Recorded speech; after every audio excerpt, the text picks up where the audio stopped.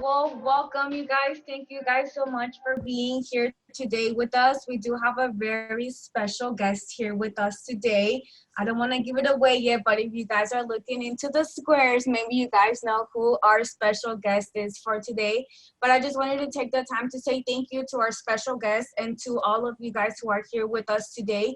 We're very thankful that you guys are dedicating your time to be with us today. We with here us today, and we hope that you guys you guys have fun, that hopefully this is a very it's our first time that we're doing this, so we are definitely very excited about this, and hopefully we can do this again. So I'm Xiomara Orozco. I am the program supervisor for Standard for Kids. I work with our preventive programs. So you guys might see some kids in here today. So I have the amazing opportunity to be able to work with the kids that you guys are seeing here today. And I do have Mike and Carlia, who are also part of Standard for Kids. So Mike, do you want to go ahead and do a quick little intro? Sure. And we do have Denise as well. So Denise is over there looking, she's got her big smile on. Yep. Yeah, so I'm Mike, I'm the Director of Development, and yeah, I want to introduce our special guest today, which is Stephen Birnbaum. Hi guys. Ow! Hi. Hey. So I think I'm going to let Stephen introduce himself, but some of our kids last week kind of got a little sneak peek from one of our virtual lunches on what was happening today. But yeah, I guess just a couple ground rules just before we get started. So we're going to try to keep everybody on mute, just to keep the outside noise down. We're going to do about 15 to 20 minutes just of kind of hearing from Steve, and I'm going to ask him a few questions to hopefully kind of get us going here. And then we're going to do a Q&A for the last half. And so I think Xiomara has asked you guys to come up with some questions. So Jose, I know you're geared up and ready to go. Yep, I see the eyebrows.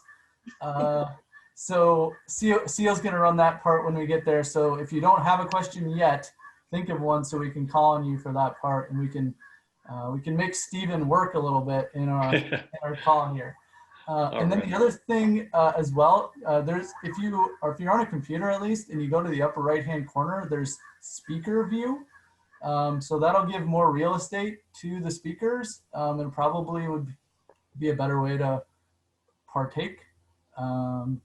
All right, so with that, I'm gonna introduce Stephen. How are you, Stephen? Yeah, doing well. Hi guys. So I'm Stephen Bernbaum. I grew up in Orange County, in Irvine actually. I went to Northwood High School and played all different types of sports growing up. I obviously took to soccer and kind of chose that my direction starting kind of, I would say, freshman year of high school, and kind of really stuck with it and just kind of progressed in that way, and ended up going to Cal Berkeley up in Northern California, and graduated from Berkeley and ended up getting drafted the second overall pick to DC United. So I've now been at DC United for in Major League Soccer. If you guys follow soccer, I'm not sure if everyone does here, but yeah, it's Major League Soccer in the U.S. and I live in Washington D.C. and I've been here for 7 years now. I'm now the captain of DC United, and so it's been a great ride, and I'm enjoying it. Got a family here.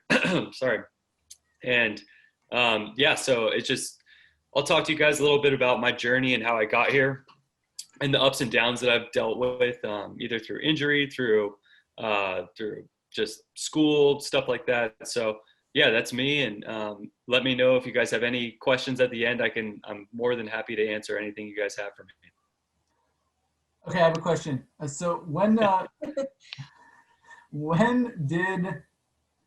so I think a lot of kids growing up would say, you know what, I want to be a pro baseball player when I grow up. I want to be a soccer player when I grow up. When did you think, like, what was your mindset? When did you think, hey, this might be something that could actually happen? Yeah, I love sports. I love all sports growing up as a kid. I played basketball, soccer, baseball, and then if you guys know in California how most sports are year round. So when you get to high school, you basically have to choose one sport. And I was really into baseball and soccer. And so I kind of came to a crossroad, and I just liked soccer more at the time. And it was more fun to run around. I hated waiting on the side for baseball and all that stuff. And then I started getting a little bit better and better. And I was in some youth national teams with the US teams. And I was maybe 15, 16 at the time. And a couple of kids there that I was playing with were already professional. And so I said, wow, the kids that I'm playing with, the people that I'm, kind of staying with are already professional. And, this is actually a career option for me.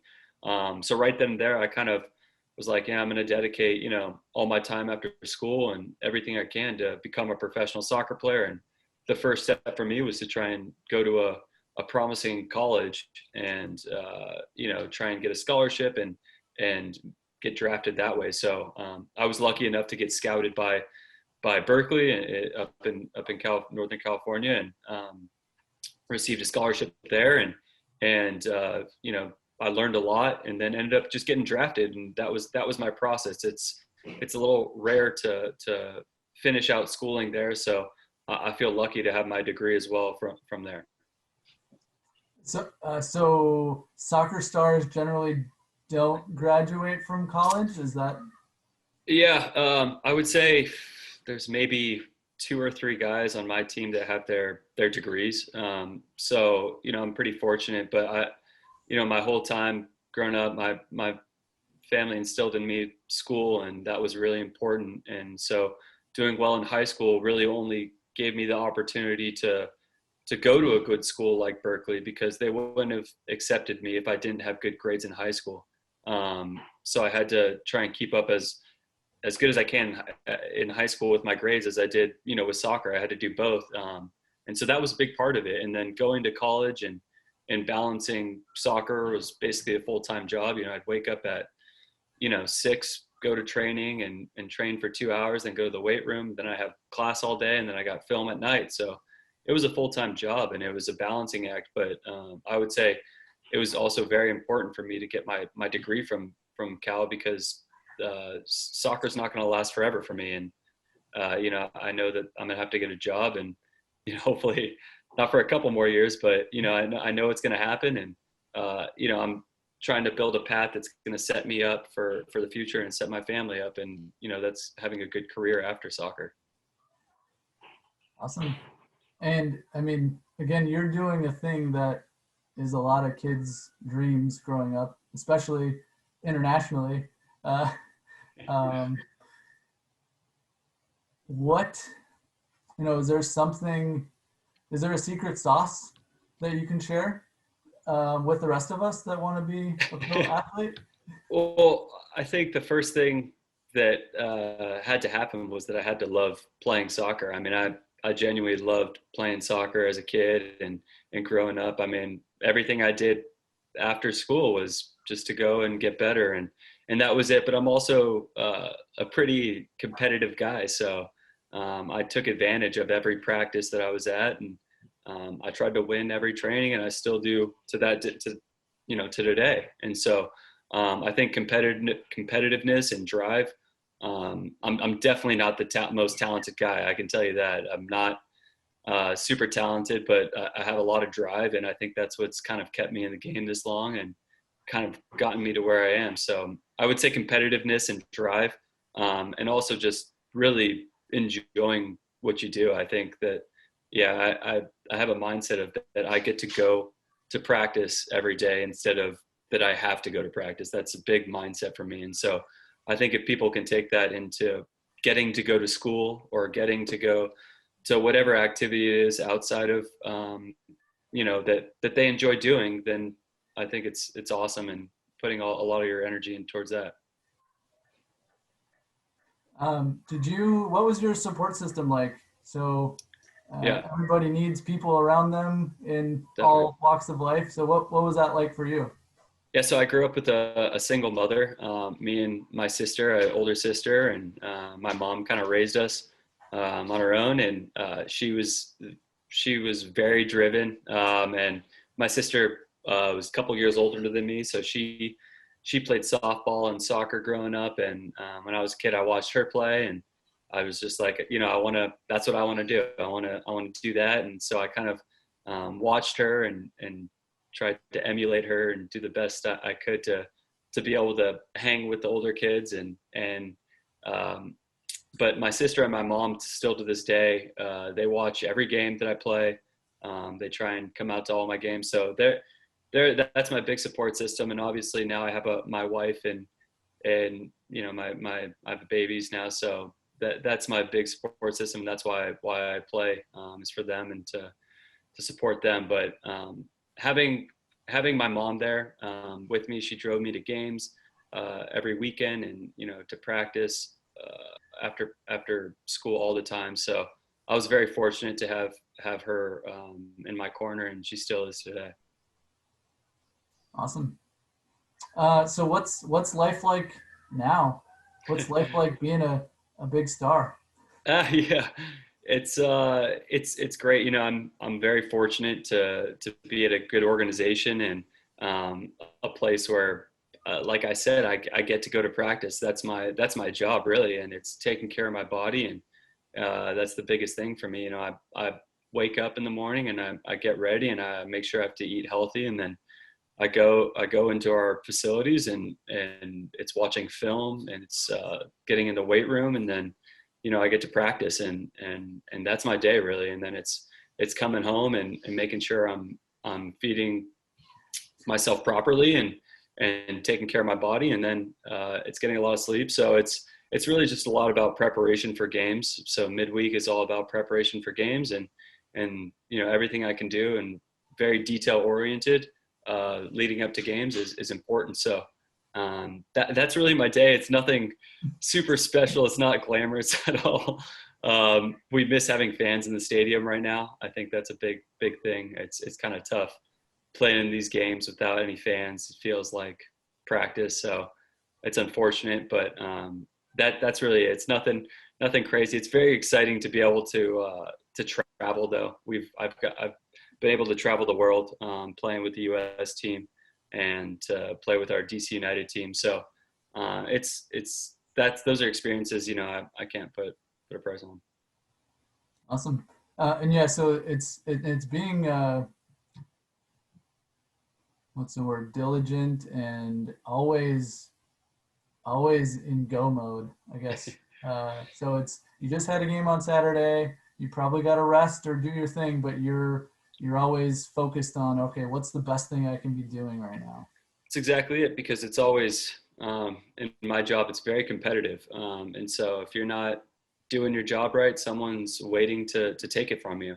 And we're competing in practice. Even though we're on the same team, we're competing in practice every day to make sure that you get the starting job and that you're playing. So it's very competitive, and so it's time consuming, and it's a mental challenge. So I think a lot of people don't talk about the mental stress it takes on people, and especially with social media now and what you hear.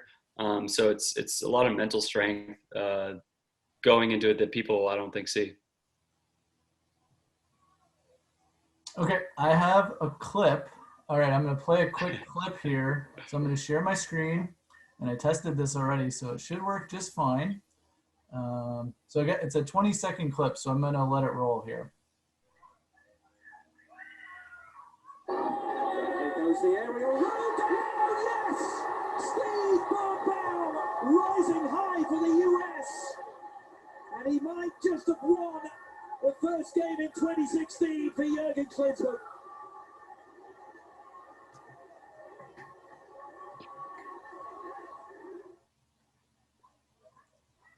Okay, stop sharing my screen. So I guess maybe a lot of us probably don't I don't know about you guys, but I prefer rides on smooth surfaces. Oops. That's why Manscaped developed it. Okay, sorry about that. So I think maybe at least there's some really hardcore fans in here for sure. So I'm looking at you, Jose. But there are other people that may not know that much about soccer and your position, and maybe you can kind of define your position and then kind of walk through what I just showed there and where are you and what is that all about? Yeah, definitely. So I'm a defender, a central defender, center back. I don't score many goals. That it doesn't happen too often, maybe a couple times a year. But so I was lucky enough and fortunate enough to be called into the men's national team back in 2015, 2016, 2017. And in the clip that Michael just showed, that was, I think, my second game I had ever played with the U.S. men's national team. And it was against Iceland, and it was actually at the Home Depot Center in Southern California.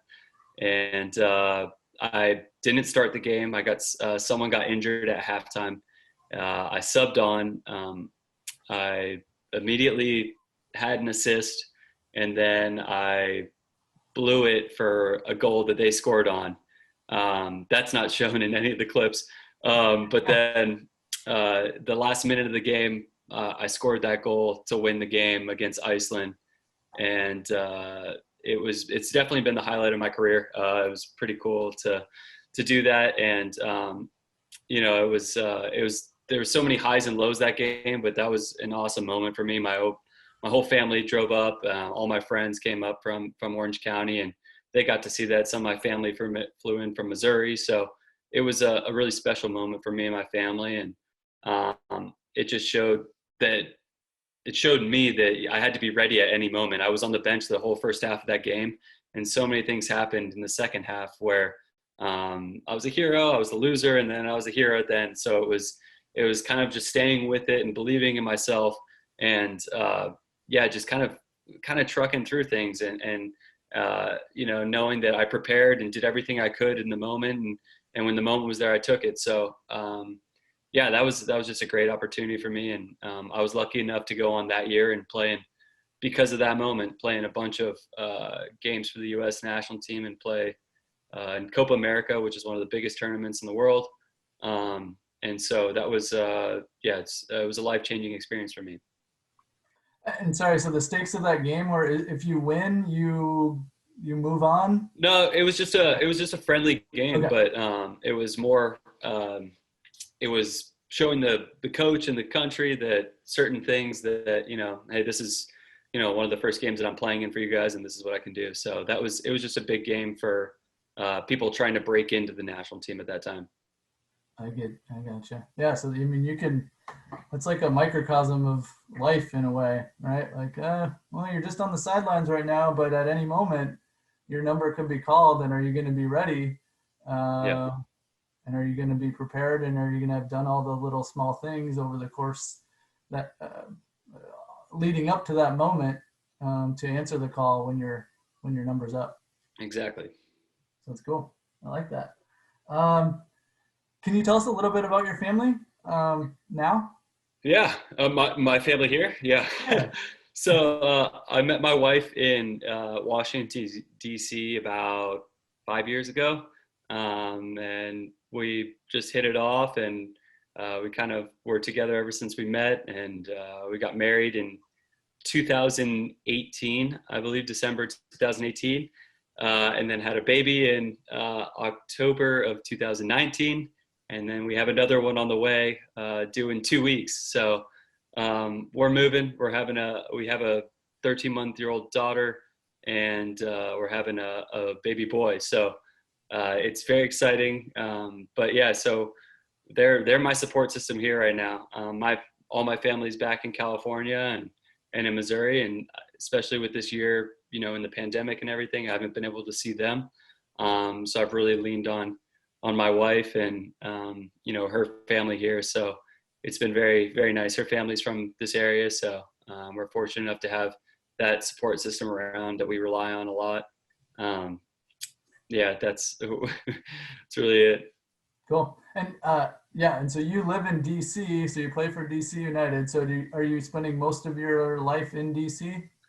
Yeah. So even in off season, we used to, before we had kids, we used to travel a bunch and do things without kids that you could do now. So now we're just we kind of hang here. We'll go on some road trips in the off season. It's nice because that it's more right now in the off season. I'm still training, so I go into the stadium and work out for a little bit, but it's not like we have games on the weekends. So it's really nice for us to spend time with the family on the weekend, which really during the season for, 9 months out of the year, I don't have a weekend off. So that's really tough on our family, and they can't really do anything. So we kind of just we're excited for these times to kind of get out and do some things that they're not normally allowed to do during the year. Do you ever get back to Orange County? Yeah, I usually try. I mean, during the off season, I'm usually there at least a week or two to see my family, my mom. But I miss Orange County. Yeah, that's where I want to end up. I love Orange County. I love California. I miss the sun. I'm not a big seasons guy. I think yeah, it's not for everyone. My wife loves it. I'm more of a beach and sun and play outside all the time. So I'm envious of you guys being back there right now. Cool. Awesome. Well, I think we're going to switch over to the Q&A mode. So I'm going to pass it back to Ciamara. And so, Cio. Yeah. So kids and adults, if you guys have any questions, we do have some emojis that you guys can use. So if you guys have a question that you guys want to ask Steven, you guys can use the clapping emoji, and then I will go ahead and call on you guys, or you guys can raise your hand and then unmute yourselves, and then you guys can ask Steven your question. I know that you guys have your questions prepared, especially two of you. So if no one wants to go first, I will gladly start calling on people. So again, you guys can either unmute yourselves and raise your hand. Jackie. Oh, Jackie. Thank you, Carlia. Yes. Go ahead, Jackie. So Jackie, before you ask your question, do you want to tell us a little bit about what your role at Stand Up for Kids is? Yes. Hi, I'm Jackie. I'm an intern. I've been interning since July, and we've been working on projects. My partner, Paula, she's here too. We've been working on creating mentor workshops for future volunteers and interns, and I'm also available to tutor the kids at Stand Up for Kids, and yeah, I love helping children and working with them, so this is why I chose to intern here at Stand Up for Kids. And my question, you kind of touched on this, but how has having no fans in the stadium affected or not affected your playing experience this season? Yeah, it's a good question. It's definitely been different. We played, I guess, 3 different seasons. We played 2 games with fans at the start of the season, beginning of at the end of February and the beginning of March, and then everything shut down. And then we had to train on our own, and then we were in the bubble down in Orlando, similar to what the NBA did. And so we were in the bubble, and that was weird because we were just shuttled in and out of a hotel to the field, and then we played games without fans. So that, and then we came back, and then we were off for a couple months, and then we did, in stadium, but without fans. And it's really weird. The energy is not there as much. They try and play, like fan noise over the loudspeakers, I guess, of the stadiums. It just doesn't really do it justice, especially when you want home field advantage for certain games. You don't really have it. It more seems like a scrimmage. But we were lucky enough to get back out there and play. It's when it's taken away from you in the beginning and you don't know if you're going to play the rest of the year. It's you're scared that you're not going to play or have a job. So just to be able to play was fun to get back out there, but it's not the same. Thank you. Yeah, of course. Okay, so Fernanda sent me a question. She's a little too shy, so she sent me, so I will ask on behalf of Fernanda. We love you, Fernanda. So Fernanda wants to know, what is your #1 tip as a defender? Because she plays soccer as well, and she's also a defender. So she wants to know, what is your #1 tip as a defender?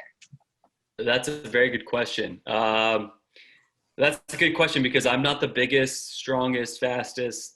I'm definitely not that by any means. It's not my physical ability. I think it's more of, and you're gonna laugh, but it's like the mental ability and knowing where to be positionally and angles. If I know I'm not as fast as a certain guy, it's the angle that I'm gonna take to defend him, or the the place I'm going to position myself so that the attacker can't cut in, get to the inside of me and shoot. So I think for me, it's just knowing positionally where to be in certain times and to be aggressive. That's the biggest thing. I think once you make a decision, stick with that decision and just go. I think the instincts are the most important part of the game. Awesome. You're good, Fernanda. Give me a thumbs up. Thank you. All right, guys. Anyone else? Let's see. Remember, you can unmute yourself or put your hands up. Paula, go ahead. Sorry, the kids are watching TV. Hi, my name is Paula, and I work with Jackie, as she mentioned. We work on workshops together, and I also work with a mentee that I have been assigned. She's 11 years old. Her passion is not soccer, but it is dance, and it's nice to hear your story and what I can pick to tell her about your story. I know that it'll motivate her to work hard on her dancing. My question to you is more about your role as captain. What is it like to have that responsibility to your teammates and not like also as captain, all these kids and fans who look up to you? How do you deal with that? Yeah, that's a really good question. So I think for me, the best way that, I've learned from a lot of captains before me, when I was young, I had some good captains, had some bad captains, but the best way that I wanted to lead is by example. I'm never going to ask someone to do something that I'm not willing to do on the field. I'm one of the, I would like to say, the hardest worker out there. And so I'm not going to, get into someone if, I'm not doing it. They can look at me and say, hey, you're not doing that, but so I always want to be leading by example on and off the field, whether it be, really doing really well on the field or, doing stuff like this or talking to the media properly after games and setting a good example for, we have young guys on our team. We have 17-year-old guys on our team. So, there's a wide range from 16, 17, all the way up to 36. So there's a lot of different personalities that you have to juggle. And so I think it's also knowing when it's time to put your arm around someone and comfort them when they make a mistake, or when it's time to kind of yell at them and get into them. So I think it's just reading your teammates and knowing how they'll respond the best in how you talk to them and how you deal with them. Thank you. Oh, Fernanda, is that a hand I see? I'm loving it. Go ahead, Fernanda.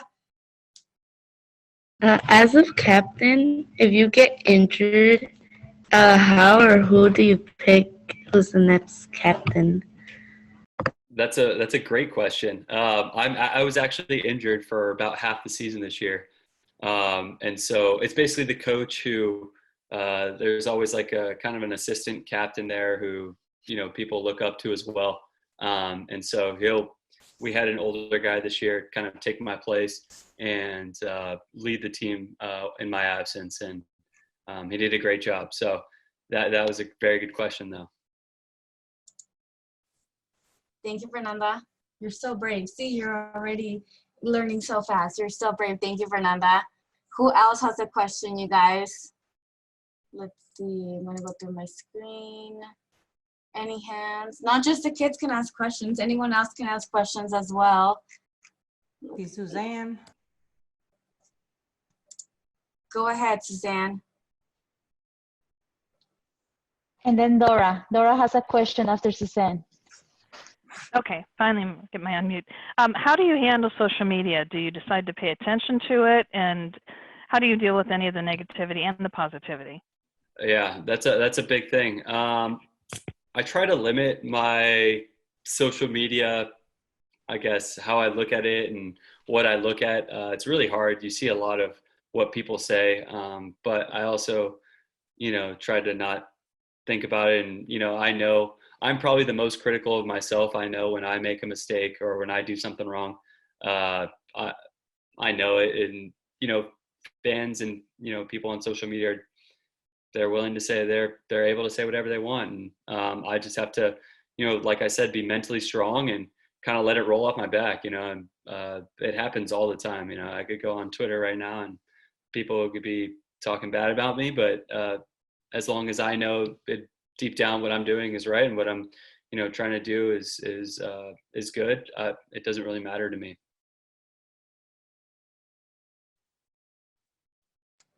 Thank you. And Dora, go ahead. How do you keep your mindset positive? I'm sorry, you broke up. Can you say it again? I'll fill it in. How do you keep your mindset positive? Yeah, that's a good question. It's tough, especially when you go through these ebbs and flows of the season, and you go on a couple game winning streak, and then you go down, you lose a bunch, and it was tough this year because we had a bad season and didn't make playoffs, and we lost a lot of games. So it's really hard to be positive, but I think bringing that joy in each and every day to training and trying to just get guys to enjoy it, because that's when guys play their best and everyone's working their hardest is when they're enjoying it and staying positive. So it's a good question because it's very tough in professional sports to stay positive when you're having a losing season. And so it takes good leadership, not just from me, but from a bunch of guys, the coaches, the training staff, to kind of keep a positive mindset, because that's the only way you're going to get out of the hole that you're in. Thank you, Stephen. And Marta? Hi, I'm also an intern at Center for Kids. I usually help Xiomara here at the Anaheim Center. I guess one question I had was, what words of encouragement or what would you say to the youth who wants to pursue soccer as a career? Yeah, no, that's a good question. I would say just love it and cherish the moments that you have to go to practice, or, the biggest thing that I did when I didn't have practice or when I wasn't in school and doing homework was my mom had a wall outside her driveway, and I would just get my soccer ball and kick against the wall for hours. And that's all I wanted to do. And one of my coaches when I was a kid always told me that you can always improve your first touch. So I'm still working on it to this day. It's never going to be perfect. So even when I go home, I'm 29 right now, I still have a soccer ball at home in my mom's house, and I get out whenever I'm bored there and I kick a ball against the wall. And it's just something I've done. And I think that anyone who plays soccer should do that all the time. Thank you.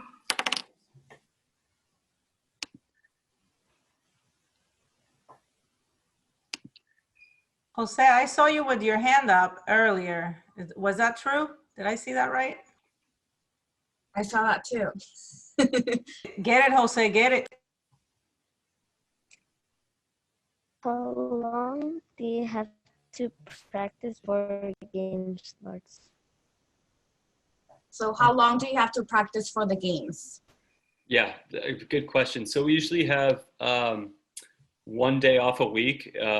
Most games we usually have Saturday. They're usually Saturday nights, so we'll have one game a week. And so we'll have Mondays off, but then it's Sunday off. And then we'll train Monday through Friday. And on Monday through Friday, the trainings are usually max in 2 hours. But that doesn't include all the film and the weight room stuff that we're doing and all the plyo work in the gym. So on the field, probably a max 2 hours a day. So it's not as long as you think, but it's more than enough time to get exhausted. Thank you. Anyone else have questions? I do. I wanted to ask you about, you mentioned about your college degree, and a lot of us here are first generation college graduates. And in your case, you had two ambitions. You wanted to get your degree, but you also had soccer in mind. So if you had an advice or two good advice to give to our youth, because there's a lot of challenges, especially you're from Orange County, so you know that everything here is more expensive and it just seems a little bit more challenging than other places. Right. So what advice would you give to our youth and our interns who are also in the path of getting their degree? Yeah, I would say that, for me, it was amazing to be able to go to college and to learn and to, my biggest thing is I want to be set up for my future, right? And I think the best way I thought for me personally, the best way to do it was to get a degree. I got a degree in social welfare and really believed in it. And, I'm not sure if that's what I want to do. I might after soccer. I haven't really decided, but it's to have the opportunity and to have the qualifications to get a job that I want when I'm done playing. And so my best advice would be to graduate high school, make sure that you are doing everything you can to graduate high school. And then, I believe I'm a big believer in education, and I believe that it's going to set you up for success in the future. So going to college is a great option. It's the path that I took, and I highly recommend it to everyone that's watching and fully believe in it. I did 5 years at school. I had the opportunity to leave early. I chose not to. And I am so glad that I stayed and have my degree, because a lot of jobs that I want I wouldn't be qualified for if I didn't have my degree. And it's very hard to go back and get it. So I would say don't waste time and don't push it off, because I know right now it would be very hard for me to go back and get my degree while I have a family and kids. Awesome. Thank you. Let's see. Is there anyone else who has? Thank you so much. Erin? Hi, I'm a volunteer here for Stand Up for Kids, and I was wondering, you kind of touched upon like how the training environments can be very competitive and stressful because you're still competing with your teammates for like starting lineup and stuff. And I was wondering how you balance being competitive with the people around you and also being their teammate. Right, that's a good question, because it's a fine line, right? You want to. I try and go as hard as I can every practice, because I know what I'm doing is going to bring out the best in my teammates. I'm going to push them to the limit as they're going to push me, that we're going to get under each other's skin. But at the end of the day, when practice is over and we're in the locker room, everyone's professional. You push that aside and you can talk and you clear things up. So that's a really good question, because there is a fine line. It gets really heated on the practice field. I've seen some crazy stuff on the field, but when you get into the locker room, you can talk it out, you can hash things out. And at the end of the day, you're just trying to make each other better. That's really it. And competitiveness really drives not just soccer teams, but any business and any corporation. Competitiveness is always, I think it's a positive thing. Thank you. Awesome. Any last question before we go ahead and close it off? Anthony, is that a hand? Go ahead, Anthony. I have one question. Since you were talking a lot about mental strength, how do you support yourself mentally?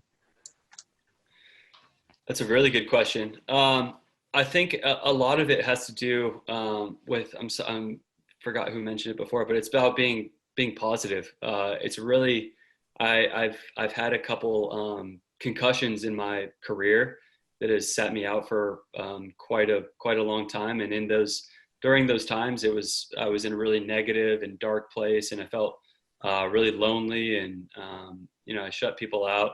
And after those happened, I was like, man, what am I doing? I have to get back into a positive mindset, and that was really it.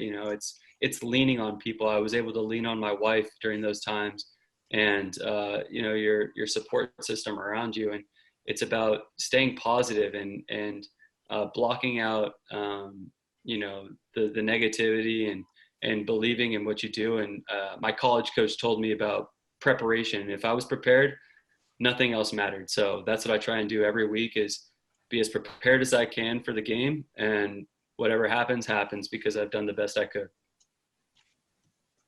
Thank you. Okay, I have a question from Lupita, and her question is, what is the best part about competing? Oof. Best part about competing is winning. No, I think it's I always try to, a lot of it's mental imagery, and it's celebrating with your teammates after games. And I think winning games is amazing, but I think losing just stings so much more, and it's the losses that really stick with you. And so you compete to not lose. I think that's kind of the way I think about it. And because I'm a defender, I'm always a little bit more pessimistic in that mindset as a defender compared to the attackers. So that's kind of the way I've always thought about it, is just enjoying the moments with your team after wins. Awesome. All right, last chance, you guys. Last chance to ask Steven your question. Fernando. Fernando, one more. How many medals and trophies do you have?